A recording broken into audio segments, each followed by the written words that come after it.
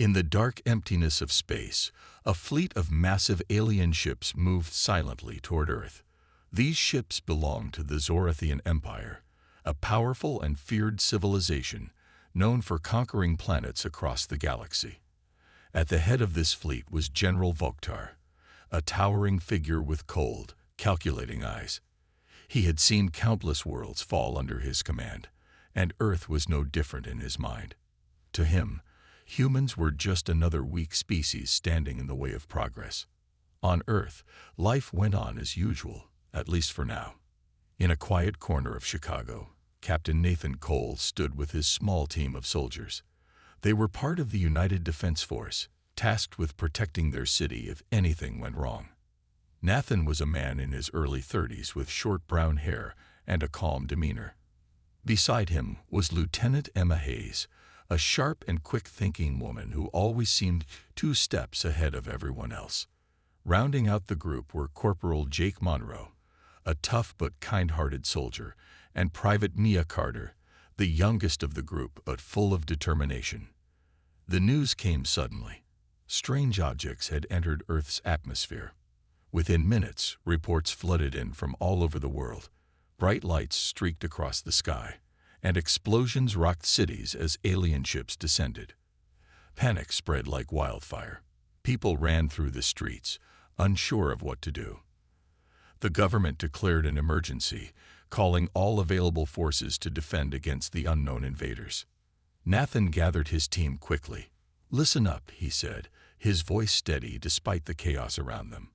"We don't know much about these things yet, but we have our orders. Stick together, stay alert, and remember, we're not just fighting for ourselves. We're fighting for everyone back home."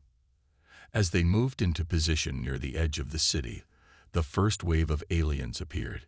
Strange machines floated above the ground, firing beams of energy that tore apart buildings and sent debris flying everywhere. The air smelled of smoke and burning metal. It was terrifying, but Nathan's team didn't hesitate. They took cover behind abandoned cars and fired back at the machines with everything they had. At first glance, it seemed hopeless. The human weapons barely scratched the surface of the alien drones. But then something unexpected happened. One of the drones hovered too close to a narrow alleyway, where Jake and Mia were hiding. Taking advantage of its size, Jake threw a grenade into the tight space. The explosion echoed loudly, and the drone crashed to the ground, sparking and smoking. "Nice shot," Mia shouted, grinning despite the danger. Wordlessly, Nathan nodded in approval. This small victory gave them hope. If they couldn't beat the aliens head-on, maybe they could use their environment to their advantage. Working together, the team lured more drones into traps. Narrow streets, underground tunnels, anywhere the bulky machines struggled to navigate. Each successful hit boosted their confidence. High above the battlefield, General Voktar watched the skirmishes unfold on his ship's monitors. His expression remained unreadable, though a flicker of curiosity crossed his face. Humans were supposed to be primitive, easily crushed under the might of the Zorathian Empire. Yet here they were, using clever tricks and teamwork to fight back. "They're persistent," Voktar muttered to himself, leaning forward slightly. But persistence alone won't save them. Still, there was something about these humans that caught his attention. Their refusal to give up, even when faced with overwhelming odds. It was unusual, perhaps even admirable. For the first time in decades, Voktar felt a twinge of doubt. Could this invasion be more complicated than he'd anticipated? Down below, Nathan and his team kept moving, dodging enemy fire and striking whenever they saw an opening. They knew the battle was far from over, but they also knew one thing for certain. They would never stop fighting. Not while there was still breath in their bodies. The battle raged on for hours, stretching into the night. The once bustling streets of Chicago were now a war zone, littered with rubble and smoke. Fires burned in the distance, casting an eerie orange glow over the city. Nathan and his team had managed to take down several alien drones, but they knew it was only a matter of time before the Zorathians sent reinforcements. The enemy was relentless. their machines hovering above the ground like mechanical predators, scanning for any signs of resistance. Lieutenant Emma Hayes crouched behind a pile of debris, reloading her rifle. Her hands moved quickly, but her mind was racing even faster. She glanced at Nathan, who was checking their surroundings with sharp, focused eyes.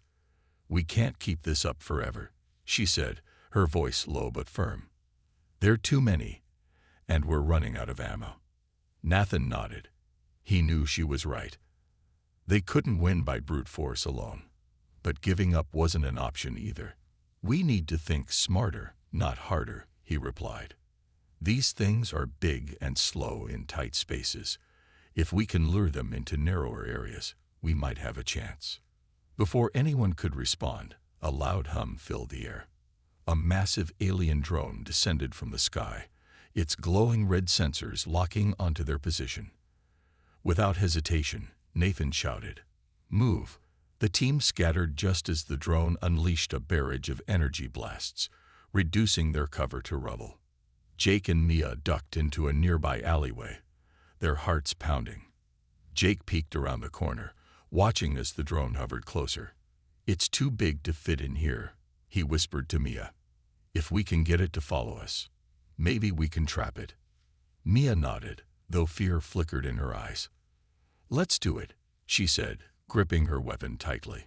Together, they fired a few shots at the drone, drawing its attention. The machine turned toward them, its weapons charging. Jake and Mia sprinted deeper into the alley, leading the drone into a maze of narrow passages. Meanwhile, Nathan and Emma worked together to set up makeshift traps using whatever they could find: fallen metal beams, abandoned cars, anything that could block or damage the enemy. As they worked, Emma couldn't help but glance at the sky. More alien ships were arriving, their ominous shapes blotting out the stars. "How long can we hold out?" she asked, her voice tinged with frustration. "We don't have a choice," Nathan replied, his tone resolute. "Every second we fight is a second humanity has to regroup. We're buying time for everyone." Back in the alley, Jake and Mia reached a dead end. The drone loomed behind them, its weapons ready to fire. Jake glanced at Mia, his face pale but determined. "Trust me," he said, pulling out a grenade. With a deep breath, he hurled it toward the drone and grabbed Mia's arm. "Run." The explosion rocked the alley, sending shards of metal flying in all directions. When the dust settled, the drone lay motionless, its systems fried. Jake and Mia leaned against the wall, catching their breath. "That was close," Mia muttered, wiping sweat from her forehead. High above the chaos, General Vokter watched the monitors aboard his flagship. He had seen countless battles, but something about this one intrigued him. The humans were outnumbered and outgunned, yet they refused to back down. Their tactics were crude compared to Zorethian standards, but effective nonetheless. They adapted quickly, using their environment to compensate for their lack of advanced technology. "They're resourceful," Commander Ziller remarked, standing beside Vokter. "But they're still no match for us." Vokter didn't respond immediately. He replayed footage of the humans' movements, studying their coordination and determination. "Resourceful, yes," he finally said. "But there's more to it than that. Look at how they work together, how they risked their lives for one another. It's unusual." Ziller frowned. "You're not suggesting." "I'm not suggesting anything," Vokter interrupted, his voice sharp. "But I will admit, these humans are proving to be more challenging than expected. Still, they cannot win. Not against us." As the night wore on, Nathan's team regrouped in a partially collapsed building. They were exhausted, bruised, and running dangerously low on supplies. But they were alive, and still fighting. Nathan looked at each member of his team, pride swelling in his chest, despite the dire situation. "We've held them off this long," he said, "and we'll keep holding them off, for as long as it takes." Outside, the alien forces continued their assault, unaware that the real battle was only beginning. The next morning brought little relief. The sky was gray, filled with smoke from the fires that still burned across the city. Nathan and his team had found temporary shelter in an old warehouse on the outskirts of Chicago. It wasn't much, but it gave them a moment to regroup and plan their next move. The air inside was thick with dust, and the sound of distant explosions echoed through the broken windows. Emma sat on the floor, sketching a rough map of the area on a piece of scrap paper. Her hands moved quickly, marking key locations where the aliens seemed most active. "If we can hit them where it hurts," she said, glancing up at Nathan, "we might be able to slow them down." She pointed to a spot on the map labeled Supply Depot. "This is where they're storing their weapons and equipment. If we can take it out, it'll cripple their operations in this sector." Nathan nodded thoughtfully. It was a risky plan, but they didn't have many options left. "We'll need to be careful," he said.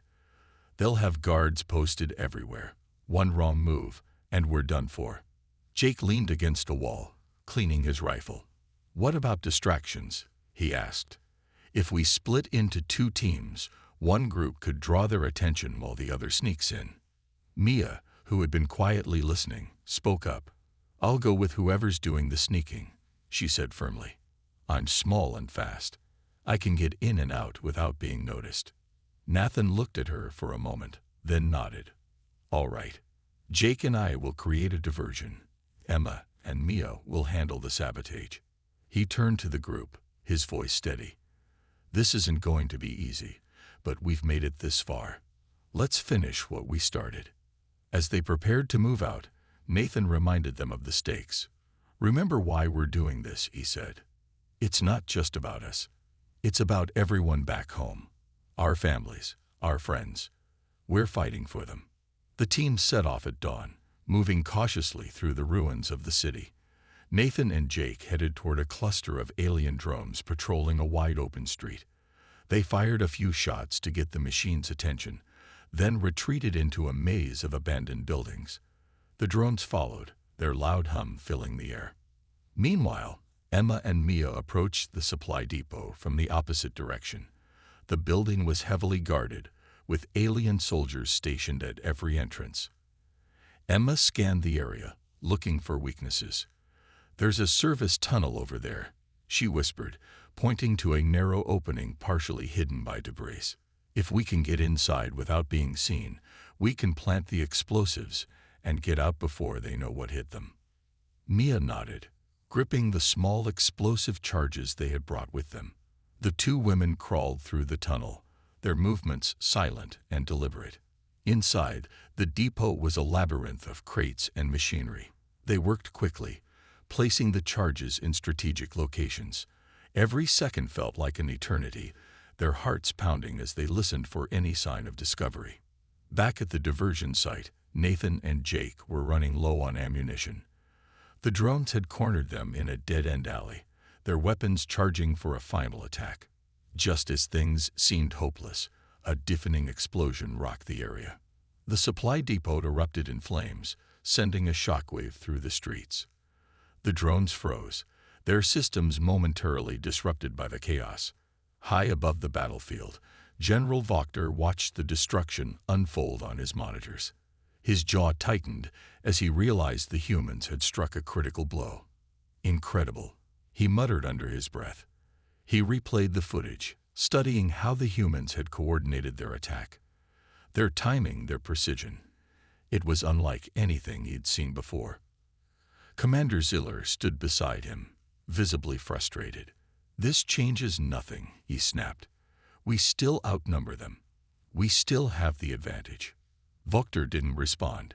He couldn't shake the feeling that these humans were more than just a primitive species. They were proving to be something else entirely, something dangerous. And for the first time in his long career, he wasn't sure what to do next. Down below, Nathan and his team regrouped, exhausted but victorious. The supply depot was gone, and the aliens were scrambling to recover.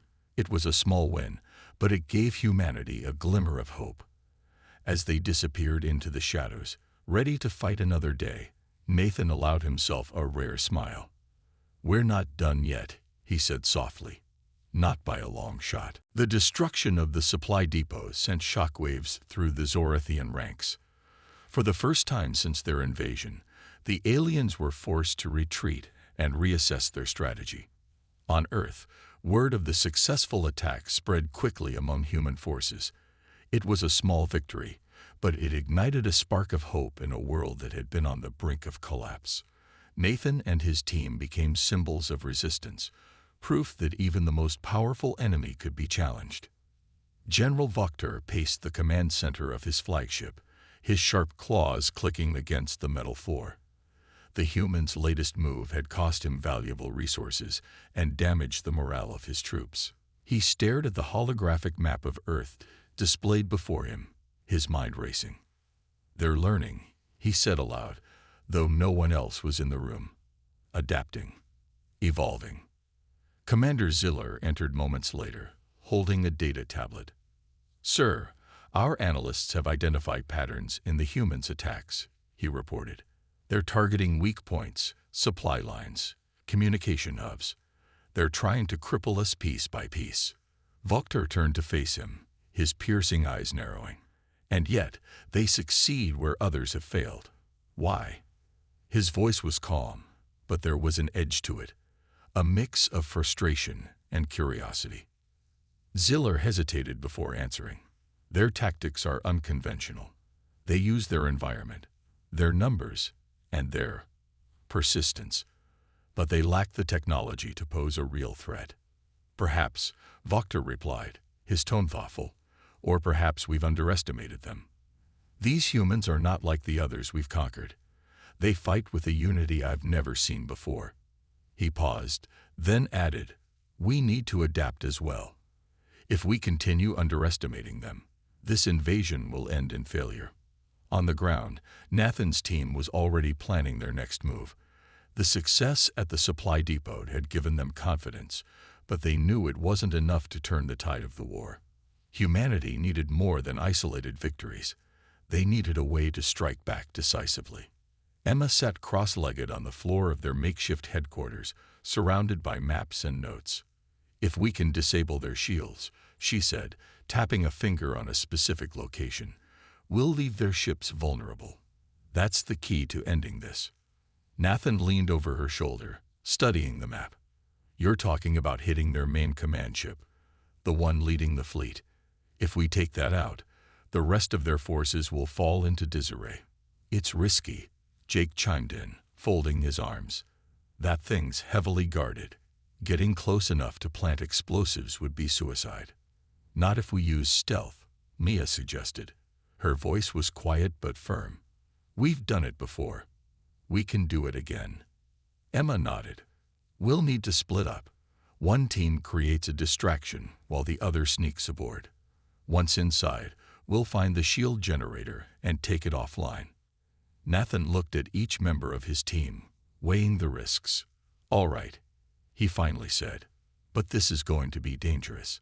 Everyone ready?" They all nodded without hesitation. There was no time for fear, not when the fate of humanity hung in the balance. The operation began under the cover of darkness. Jake and Nathan led a group of volunteers in a frontal assault on a nearby alien outpost. Their goal was simple: make enough noise to draw the attention of the Zorathians. As energy blasts lit up the night sky, Emma and Mia slipped away, heading toward the massive alien command ship that loomed above the city. Getting aboard wasn't easy.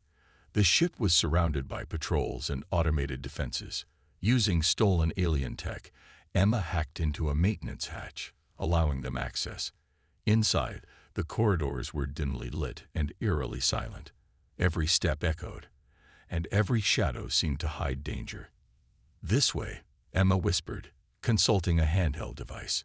She guided Mia deeper into the ship until they reached the shield generator room.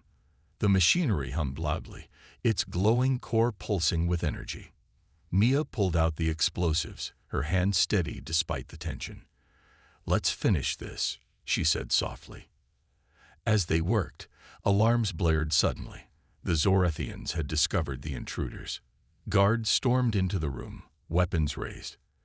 Emma and Mia exchanged a glance, then sprang into action. They fought back with everything they had, using the narrow space to their advantage. High above, General Vokter watched the chaos unfold. His expression hardened as he realized what the humans were attempting. "They're relentless," he muttered, almost in awe. "Unbelievable." The explosives detonated, sending a surge of energy through the ship. The shields flickered and collapsed. Below, Nathan and Jake saw their chance. "Now," Nathan shouted, signaling the final push. For the first time, the Zorathians faltered. Their once unstoppable fleet was now vulnerable. The collapse of the Zorathian shields marked a turning point in the battle. For weeks, humanity had been on the defensive, struggling to survive against an overwhelming force. But now, with the alien fleet exposed, the tide began to shift. Nathan and his team fought with renewed energy, knowing that their actions had given humanity a fighting chance. The once distant hope of victory now felt within reach. General Vokter stood on the bridge of his command ship, his claws gripping the edge of the control panel. His sharp eyes scanned the monitors showing the chaos unfolding below. Human forces were launching coordinated attacks on multiple fronts, targeting weakened sections of the alien fleet. Explosions lit up the sky as ships fell from orbit, crashing into the earth below. It was a sight Vokter had never imagined. He had always believed the Zorathian Empire to be invincible.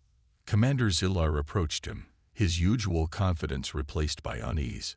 "Sir, we're losing ground," he said, his voice tight. "If we don't regroup soon, the humans will overwhelm us." Vokter didn't respond immediately. He replayed footage of the humans' recent victories, studying their every move. Their determination, their teamwork. It was unlike anything he'd encountered before. "They're not just fighting for survival," he muttered, more to himself than to Ziller. "They're fighting for something greater, something we've forgotten." Ziller frowned. "What are you saying, sir?" "I'm saying we've underestimated them," Vokter replied, his tone heavy with realization. "These humans, they have something we lack. A unity, a purpose, and it's making them stronger than any weapon." On the ground, Nathan's team pressed forward, leading a coalition of human forces in a desperate bid to reclaim their cities. The streets of Chicago were still scared from weeks of fighting, but the mood had shifted. Soldiers moved with purpose, civilians cheered from safe zones, and the air buzzed with a sense of hope. Emma coordinated air support, guiding fighter jets to target vulnerable alien ships. Jake and Mia led ground units through urban combat, clearing buildings and securing key locations. Despite their progress, the cost of the war weighed heavily on everyone. Nathan could see it in the tired eyes of his soldiers, in the makeshift memorials for fallen comrades scattered throughout the city. He thought of Emma, who had sacrificed herself to destroy the shield generator, and felt a pang of grief.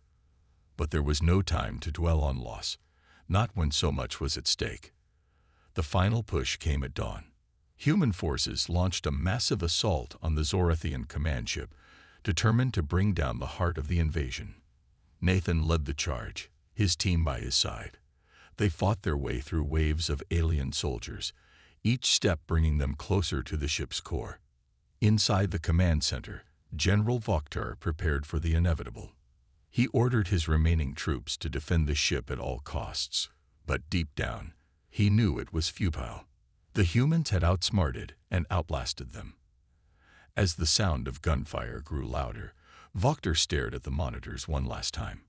He saw Nathan and his team breaching the inner chambers, their faces streaked with dirt and sweat, but filled with resolve. When the doors burst open, Nathan stepped inside, his weapon raised. Behind him were Jake and Mia, their expressions fierce. Vokter turned to face them, his towering frame casting a shadow over the room. For a moment, there was silence. "You've done the impossible," Vokter said, his voice low. "You've defeated an empire." He dropped his weapon, raising his hands in surrender. "I underestimated you. Your courage, your unity. It's something I've never seen before." Nathan lowered his weapon slightly, his chest rising and falling with exhaustion. "This isn't about winning or losing," he said, It's about protecting what matters. Our home. Our people. Vokter nodded slowly, his pride shattered, but his respect for the humans undeniable.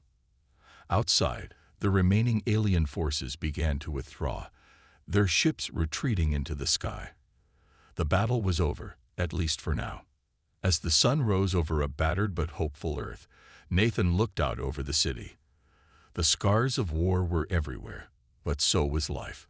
People emerged from shelters, hugging loved ones, and beginning the long process of rebuilding. Humanity had proven itself capable of overcoming even the greatest challenges. Jake clapped Nathan on the shoulder, a weary smile on his face. "We did it," he said simply. "Yeah," Nathan replied, his voice soft. "But we couldn't have done it alone." He glanced at Mia, then at the memory of Emma in his mind. Together, they had changed the course of history and given humanity a second chance. The days following the Zorathian retreat were a mix of relief and reflection. The streets of Chicago, once filled with chaos and destruction, now buzzed with activity as people began to rebuild their lives. Nathan and his team had become heroes, not just in their city but across the world. News of their bravery spread quickly, inspiring others to come together and heal the wounds left by the invasion. General Vokter was escorted to a secure facility, where he awaited negotiations between humanity and the remnants of the Zorathian Empire. Though defeated, Vokter carried himself with a quiet dignity. He had spent centuries conquering planets, believing the Zorathians to be the superior species, but his encounter with humanity had changed him. For the first time, he questioned the morality of his empire's actions, and whether strength alone truly defined greatness. Back in Chicago, Nathan walked through the ruins of the city, his boots crunching on broken glass and debris. Jake and Mia followed close behind, their faces still marked by exhaustion, but also by hope. They passed groups of volunteers clearing rubble, families reuniting after weeks apart, and children playing in the streets despite the devastation around them. Life was slowly returning to normal, or at least as normal as it could be after such an event. Maya stopped suddenly, staring at a makeshift memorial covered in flowers and handwritten notes. It was dedicated to Emma Hayes, whose sacrifice had turned the tide of the war.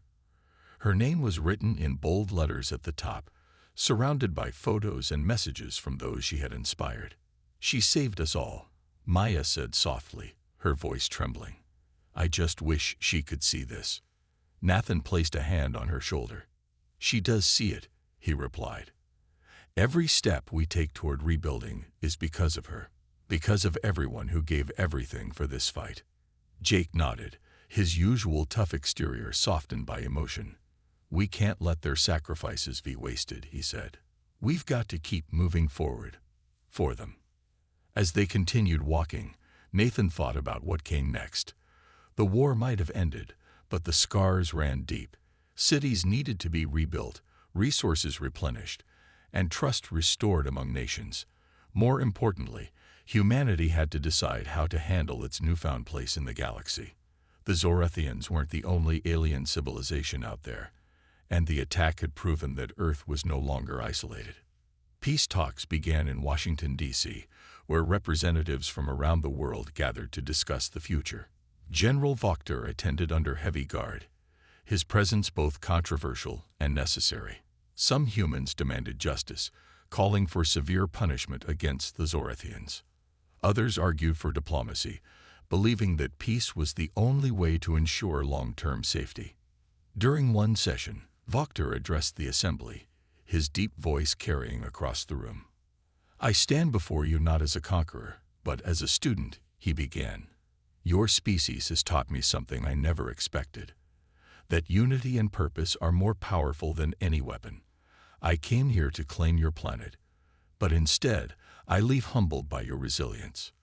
His words stirred mixed reactions. Some attendees remained skeptical, unwilling to forgive the destruction caused by the invasion. Others, however, saw an opportunity to forge a new path, not just for humanity, but for intergalactic relations as a whole. Nathan and his team were invited to the talks, their experiences providing valuable insight into the conflict. When asked about the future, Nathan spoke plainly. "We're not perfect," he admitted. "But if there's one thing we've learned, it's that we're stronger together. Whether it's protecting our planet or working with others beyond it, we'll face whatever comes next, together."